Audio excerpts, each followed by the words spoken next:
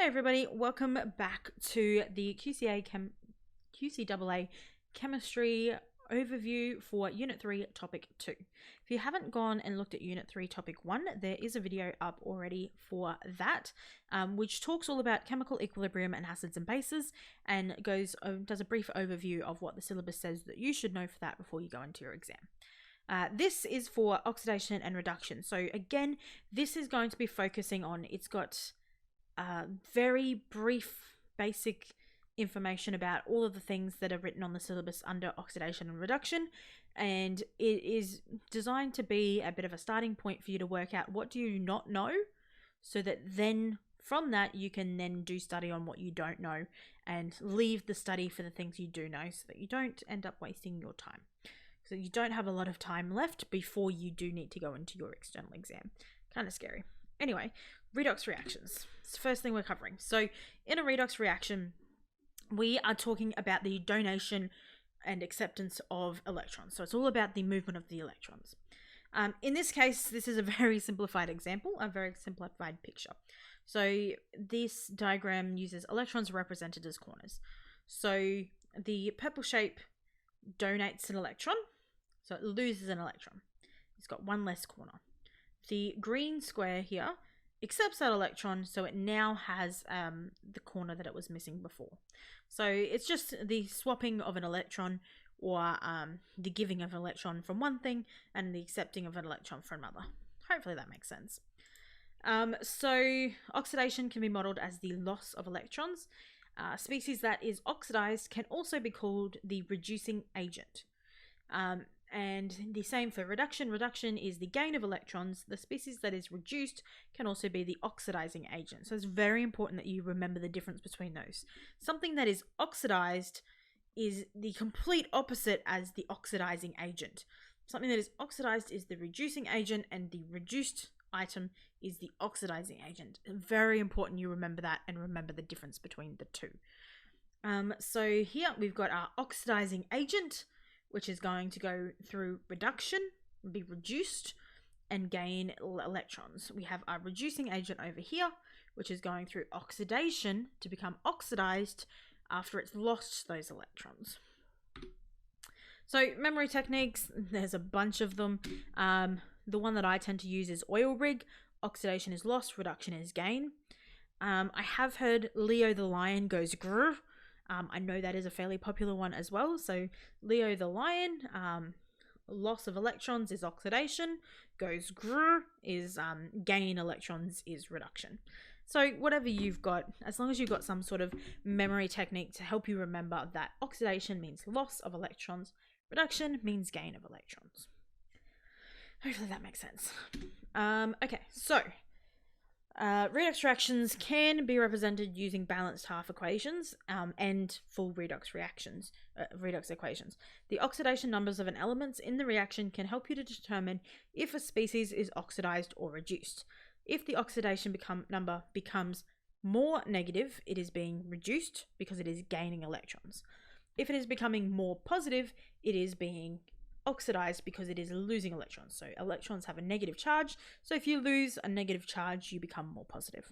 Hopefully that makes sense. So these are examples of half reactions. So a balanced half reaction for sodium and chlorine here. So oxidation is the sodium. You'll notice that the electrons are on the right hand side, so the electrons are a product because they've been lost during the reaction. The reduction half reaction, the electrons are gained during the reaction, so they're on the left-hand side as a reactant. All right, now oxidation numbers. Hopefully you can remember by now how to do oxidation numbers. If not, here are some simple rules. Any atom by itself is a 0. No matter what it is, if it's by itself, it's a 0. H2, 0. Fe, 0. Anything by itself, 0. If the compound as a whole is neutral, so the compound doesn't have a charge, then all of the oxidation numbers added together must equal 0. So that's, I just hit the mic, sorry. So that's the second rule. If the compound is charged, so say you've got NH4 with a positive on it as your compound. If it's charged, then all of the things inside that added together must equal to whatever that charge is. So in that case, NH4+, it must equal +1. Hopefully that makes sense. Then you've got some that pretty much always stay the same. So group 1 metals +1. Group 2 metals +2. Fluorine is always -1. And then hydrogen is a little bit iffy. Hydrogen can be plus or -1 depending on what it's in. If it is at the start of the reaction, it's usually a +1. Sometimes it will be at the end of the reaction and it will be a +2. But most of the time, +1. No, -1. Most of the time, hydrogen is going to be +1. So if you're not sure, just remember hydrogen +1. Same with oxygen. Oxygen is 99.99% of the time +2. The only real case that I've ever seen oxygen as anything other than a -2 is been with hydrogen peroxide, which is H2O2, in which case it is a -1. Every single other time, 99% of the time, it's -2. If you remember these rules, it makes your life a lot easier because you're then going to be able to use these rules to find out anything you don't know. Hopefully that made sense. So you're going to do a little bit of practice here. So we have 4 molecules here. The bolding doesn't make a difference. I'm just trying to represent where the different polyatomic ions, when it splits up, what's it going to split up to in an aqueous solution. Bolding doesn't matter. So what do we know? +1 metals, +1. +2 metals, +2. Oxygen -2. Hydrogen +1. And then the basic rules. If the compound is charged, it is equal to its charge. If it is neutral, it is equal to 0. So in this case, all 4 of these are neutral. So all of your things, when added all up together, should be equal to 0. So give yourself a go. Try them out. And we'll go through the answers. All right. So the first one. This is what the end solution is. To find that out, we don't know what carbon is. We can use our rules to find out what oxygen is and what potassium is. We're not sure about carbon, so we've got to use some basic algebra. So this is the basic algebra that you use. So carbon is our X. We have 2 +1s, which makes 2 times 1. And we have 3 -2s, so 3 times -2. So adding that all up together, we can say 2 plus X plus -6. Then we do a bit of rearranging to get X by itself. So we're going to move the 2 and the -6 to the other side. So they're going to swap charges. So we end up with -2 plus 6 equals +4. So that's how we get the +4. Next one, we end up with 2 and -2. And are working for that if you're doing full working. 0 equals X plus -2. Therefore, X equals +2. X equals 2. So there we go. On the other side, same thing. We know what magnesium is. We know what oxygen is. So we're going to put them into a formula. 2 times 1 plus X plus 4 times -2. So the 4 times the -2. Then we end up with 2 plus X plus 8. And we're going -8 plus -8. We swap their sides so that X is by itself. So 2 minus 2 is going to be 0. And 0 minus 2 is going to be -2. Then plus -8 plus 8 is going to end up being 0. And then you can have plus 8 on the other side. Hopefully everyone knows how to balance, rearrange equations that are simple like this. Hopefully. Last one, sodium is +1. It's a group 1 metal. The phosphorus is +5, which we find out from our algebra. And oxygen is -2. So again, 4 times -2, 3 times +1. Rearrange it, you get X equals -3 plus 8. X equals 5. Therefore, the phosphorus is +5. Hopefully that makes sense. If you're getting a little bit confused or struggling with that, you may want to give yourself a little bit of time to go over and do some practice. Because then it becomes part of a bigger set of things. So when we're balancing redox reactions, this is different than balancing normal reactions. You have to do extra steps. You get points for doing extra steps in this type of reaction. So usually, in most cases, you split up the reaction to do both half reactions separately to make it a little bit easier to balance. In order to split them up properly, you need to know what are your half reactions. So what things do you have that are going to be gaining or losing electrons?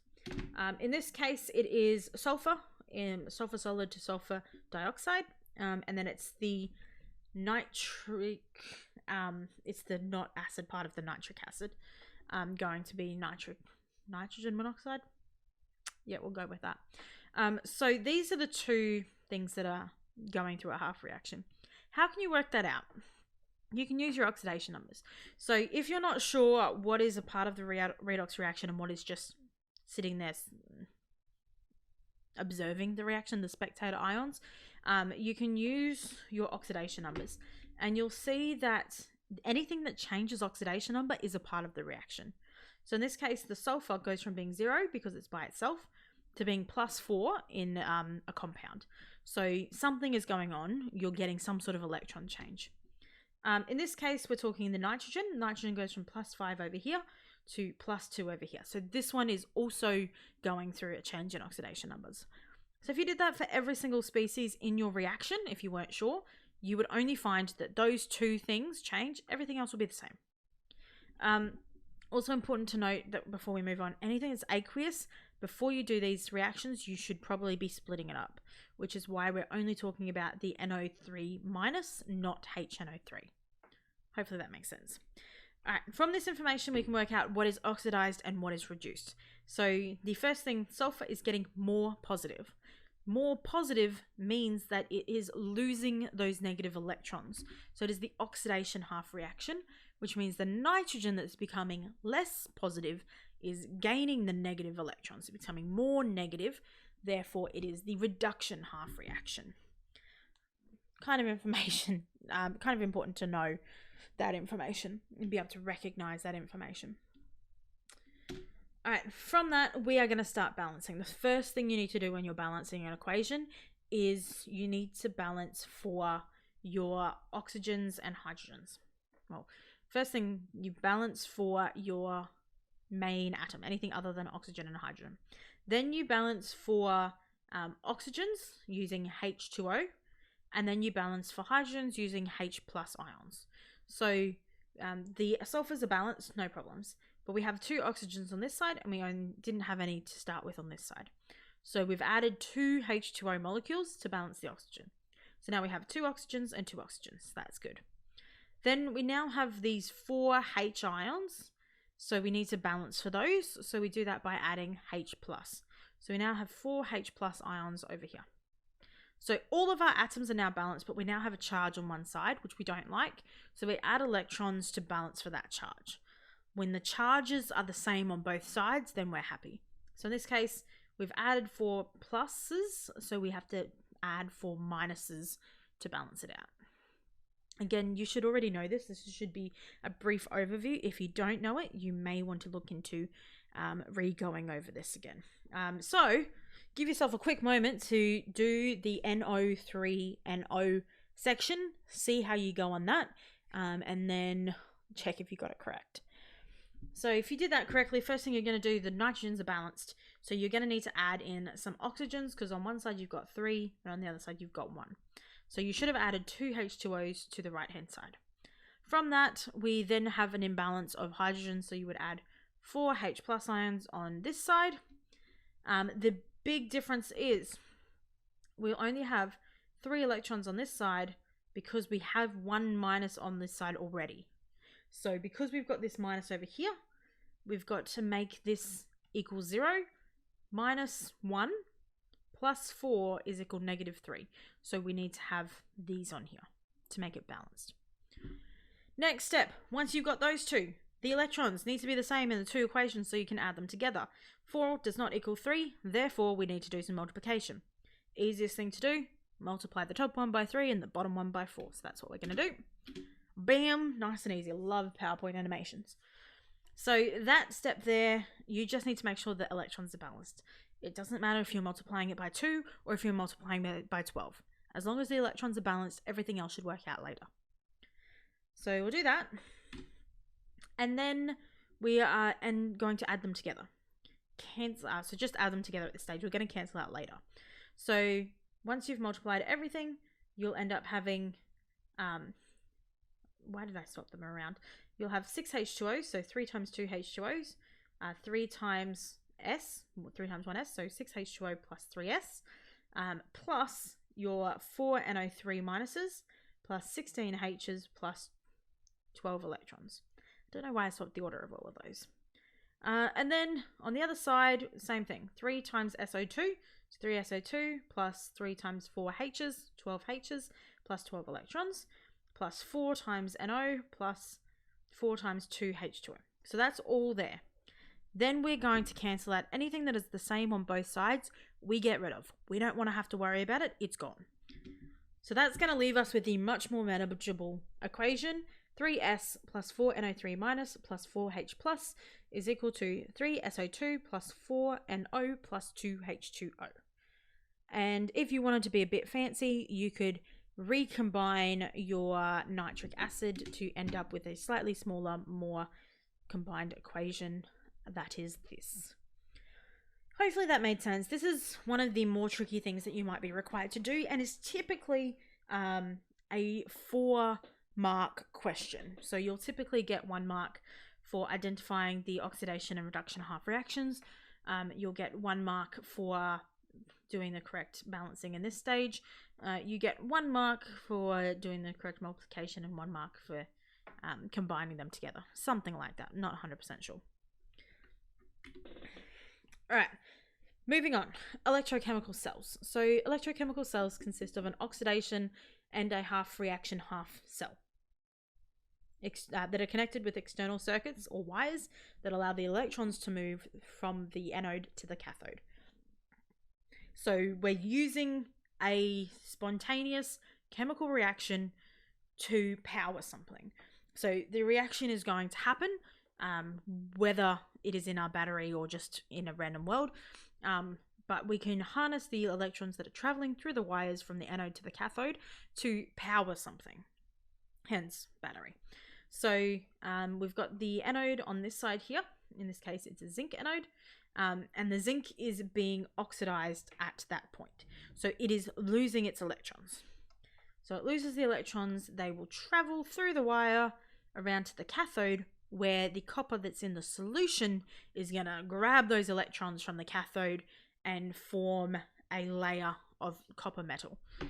So if you're anything like me when I do these sorts of reactions, it's not really nice and pretty on the edges of things. They will fall off and be all over the ground and whatnot.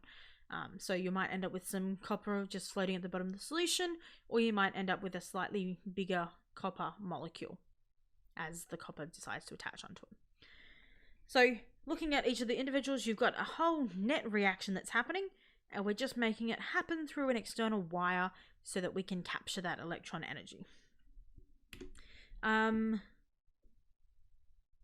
So these can also be called galvanic cells. So there's an electrical potential difference between the two cells. That is the amount of voltage that you're going to produce. Each half cell will contain a metal with a solution of its metal ion, so magnesium with magnesium chloride, and they're connected. The half cells are connected via a salt bridge, which will have a neutral solution in it that has the same ion in it, if that makes sense. So we've got HCl over here, MgCl, and the salt bridge would be something relatively non-reactive that has a Cl in it. So sodium chloride. I don't know. It could be anything with Cl in it. And then they're connected by the wire at the top that allows the electrons to flow. In a labeled diagram, it is important to recognize that you need to be labeling quite a few things. So according to the syllabus, you should be able to label oxidation and reduction half cells, so you should know which one is which. You should be able to then label the positive and negative electrodes, which one's the anode, which one's the cathode. You should then be able to label the movement of the electrons, which way are the electrons flowing, where are the ions flowing, and what is in the salt bridge. Hopefully that makes sense. So this is an example of a labeled diagram. So we've got our reactions at the bottom. What are the reactions? We then have the zinc is the anode, and which means that it is the oxidized thing. The electrons are going to flow away from the oxidation and to the cathode, so in this case the reduction, and then you can show what's happening to the ions in the solution as well. Very important that you understand that. Okay, electrode potentials. This is how we theoretically determine the voltage that our galvanic cell will produce. It also helps you determine what's more likely to be oxidized and what's more likely to be reduced. The lower in the table it is, the stronger the oxidizing agent when considering the forward reaction. So it is more likely to be reduced when it is down the bottom. So it's more likely to gain the electron. That means down the bottom here, these are the things that are more likely to be oxidized. They are more likely to be at the anode. So the more positive a number it is, the more likely it is to be reduced. The higher in the table, the weaker the oxidizing agent. However, considering the reverse reaction, it is a strong reducing agent. So you need to be able to look at both the reaction that you're given, whether you're looking at the forward or backwards reaction, and the numbers that you're given in the table. But hopefully that makes sense. In a forward reaction, the more positive it is, the more likely it is to be reduced. Comparing electrodes, using the values to determine which of the following pairs is more likely to be oxidized. So we first got calcium and copper. So if we look for them, copper and calcium. So the more likely to be reduced is the more positive one. So that means that the more likely to be oxidized is calcium. We've got zinc and bromine.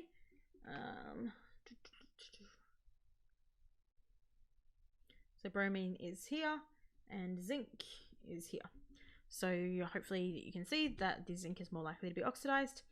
I2 or Cu. So Cu is over here.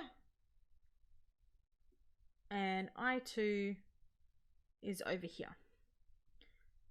So between those, whoops, it's most likely to be the copper. Then we've got Ag or Fe2+. So we've got Ag or Fe2+. So it is going to be the Fe2+, and the Mg or Br is going to be the Br-. You can find that on there yourself. This is directly from the formula book as well, by the way. Alright, cell potentials. When calculating the potential of a cell, it is important to know what is oxidized and what is reduced. So the formula is the potential of the cell is the potential of the redoxed, reduced, plus the potential of the oxidized. So if we're looking at something like iron and zinc, we can go to that formula book and get these directly off of the, what's this called? Electrode potential table. So we can get that directly from the formula book. From there, we need to work out what is oxidized and what is reduced. In this case, the zinc is going to be oxidized and the iron will be reduced. We know that because the iron is the more positive number. Even though it's not positive, it is the more positive of the two. So therefore, that is going to be reduced. Zinc will be oxidized. The electrons need to be on alternative sides. If we've said that the zinc is going to be oxidized, it is going to lose electrons during the process. Therefore, it needs to be flipped so that the electrons are on the correct side, being the products. So that is going to end up giving us this. So we've flipped this equation, which means we've also flipped this to a positive instead of being a negative. Once we've done that, then you can input your values into this equation. So negative 0.44 plus positive 0.76 will give us 0.32 volts. Hopefully that makes sense. So here are a few other examples.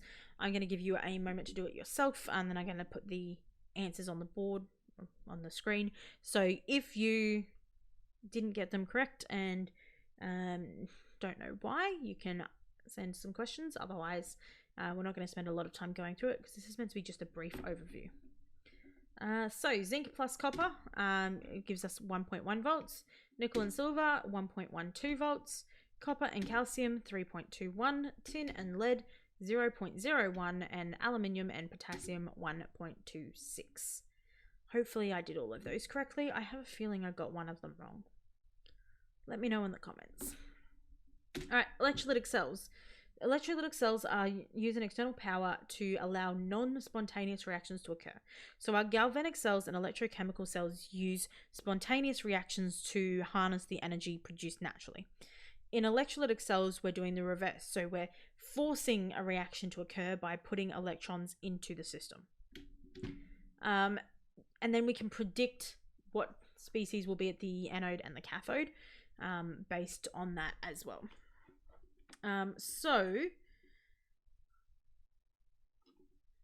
This here is an example of a cell.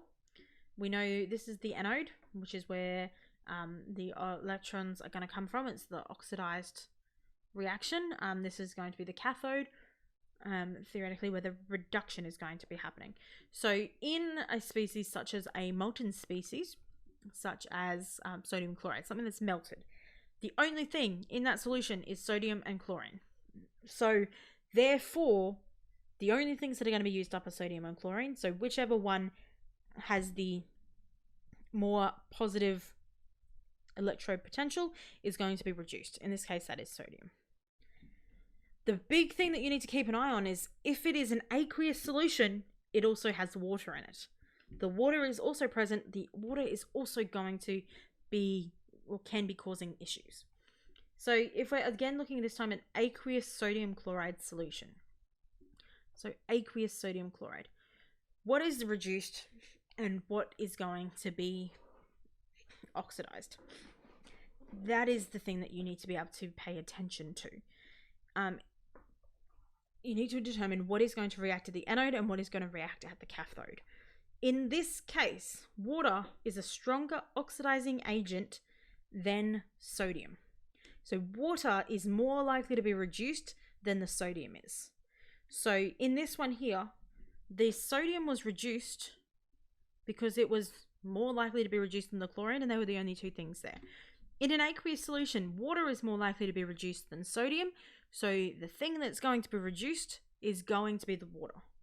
Then we're going to just have sodium in the solution. The water is going to be reduced to produce hydrogen gas, and the chlorine is going to be oxidized to become chlorine gas. So that's what's happening in an aqueous solution. It's very important to remember molten means that it only has those things in it. Aqueous means that those things are in a solution with water present. And lucky last thing, essential components of an electrolytic cell. So same thing we talked about, labeled diagrams. We're talking about electrolytic cells now. So you need to know where is the source of an electric current. So you need to have a battery in there. You need to be able to show the flow of an electron, properly determine which is going to be the cathode and which is going to be the anode based on the type of reaction that we've got happening. And you need to understand what's going to be happening in the solution with the electrolyte and the positive and negative electrodes and things like that. Hopefully that all made sense to you. If you have any questions, leave them in the comments. It was a bit of a shorter lengthwise video, but it did take about almost the same time as the twice the size PowerPoint from the last topic. So hopefully this makes sense to you. Some of the things that are in the syllabus you've probably forgotten by this point if you've done it at the start of the year. So hopefully this has helped jog your memory a little bit and you'll know what type of questions you need to ask to work out what you need to study. Anyway, I hope you enjoyed and I'll see you in the next one. Bye.